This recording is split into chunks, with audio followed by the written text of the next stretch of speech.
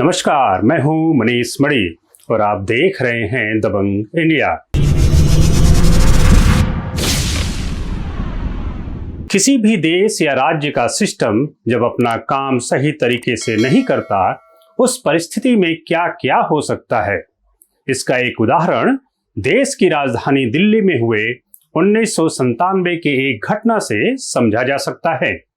आज हम बात कर रहे हैं 13 जून 1997 में हुए दिल्ली के ग्रीन पार्क स्थित उपहार सिनेमा अग्निकांड की, जिसमें 59 लोग मारे गए और 100 से ज्यादा लोग घायल हुए थे। इस भयानक अग्निकांड ने उस समय पूरे देश को हिला करके रख दिया था। 13 जून 1997 दिन शुक्रवार गर्मी अपने चरम पर थी। दिल्ली के ग्रीन पार्क स्थित उपहार सिनेमा हॉल में सनी देओल और सुनील शेट्टी जैसे बड़े फिल्मी कलाकारों की फिल्म बॉर्डर लगी थी। लोगों की भीड़ से उपहार सिनेमा हॉल पूरी तरह खचाखच भरा हुआ था। शाम के समय लगभग 5 बजे दर्शक सिनेमा हॉल के अंदर फिल्म देखने में मशगूल थे। पार्किंग एरिया में ट्रांसफार्मर के शॉर्ट सर्किट से वहां खड़ी गाड़ियां कब दहकने लगी, अंदर किसी को पता तक न चल सका। धमाकों की आवाजों के साथ ही कुछ ही देर में आग ने पूरे हॉल को अपने आगोश में ले लिया। अंधेरे में बैठ फिल्म का आनंद ले रहे लोगों का जीवन अचानक ही अंधकारमय हो गया। चारों तरफ भगदड़ मच गई। इस अफरा तफरी के बीच 59 लोग इस आग में जिंदा जल गए और 100 से ज्यादा लोग गंभीर रूप से घायल हुए। लोगों की जुबान पर बस एक ही प्रश्न था, आखिर क्यों? जांच में क्या पता चला? जब जांच समिति ने जांच पड़ताल की, तब पता चला कि जिस दिन आग लगी थी उसी दिन सुबह ही ट्रांसफार्मर बदला गया था, लेकिन अभी भी उसमें कुछ काम बाकी था। इसके बावजूद सिनेमा घर में फिल्म चलाई गई। इस हॉल में आपातकालीन बत्तियों के रूप में संकेतक उपलब्ध नहीं थे उस समय में। साथ ही सिनेमा हॉल के अंदर से बाहर जाने के कुछ गेट भी बंद किए गए थे। जांच में यह भी पाया गया कि सिनेमा हॉल में क्षमता से अधिक लोग बैठे थे। इस सिनेमा हॉल में आग लगने की स्थिति में आग को काबू करने के लिए कोई पुख्ता इंतजाम तक नहीं थे। जांच में बताया गया कि ज्यादातर मौतें दम घुटने से हुई थी। इस घटना के बाद कब क्या क्या हुआ? इस भयानक अग्निकांड के बाद 22 जुलाई 1997 को पुलिस ने उपहार सिनेमा मालिक सुशील अंसल व उसके बेटे प्रणव अंसल को गिरफ्तार किया। 24 जुलाई 1997 को दिल्ली पुलिस से यह मामला सीबीआई को सौंप दी गई। सीबीआई ने 3.5 महीने बाद 15 नवंबर 1997 को सुशील अंसल व गोपाल अंसल सहित 16 लोगों के खिलाफ अदालत में चार्जशीट दाखिल किया। इसके बाद 10 मार्च 1999 को दिल्ली के एक सेशन कोर्ट ने उपहार सिनेमा अग्निकांड के दोषियों के खिलाफ ट्रायल शुरू हुआ।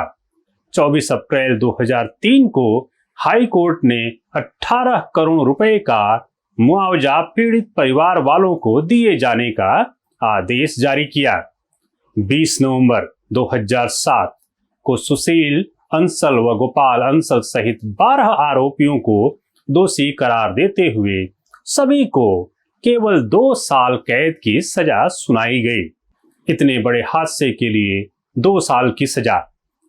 सिर्फ इतना ही नहीं, 4 जनवरी 2008 को हाई कोर्ट से अंसल बंधुओं को जमानत भी मिल गई। इसके बाद जब प्रश्न उठने लगे, तब 11 सितंबर 2008 को सुप्रीम कोर्ट के द्वारा अंसल बंधुओं की जमानत रद्द कर दी गई और उन्हें तिहाड़ जेल भेजने का आदेश हुआ।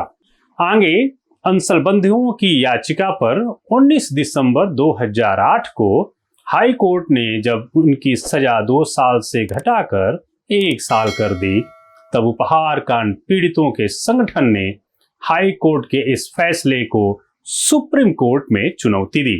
पीड़ितों का साथ देते हुए सीबीआई ने 31 जनवरी 2009 को सुप्रीम कोर्ट में अंसल बंधुओं व अन्य की सजा को बढ़ाए जाने की मांग की।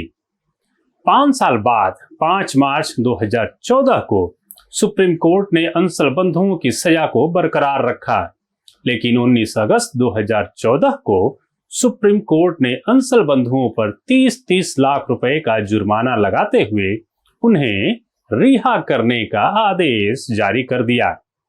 इसके बाद कोर्ट के द्वारा अंसल बंधुओं पर 2015 में 30 करोड़ रुपए का जुर्माना लगाया गया था। 24 अप्रैल 2003 को दिल्ली उच्च न्यायालय ने उपहार सिनेमा के मालिकों दिल्ली नगर निगम अर्थात MCD, दिल्ली बिजली बोर्ड और लाइसेंसिंग प्राधिकरण को लापरवाही का दोषी पाया गया और पीड़ितों के परिजनों को 25 करोड़ रुपए नागरिक मुआवजा दिए जाने का आदेश जारी किया।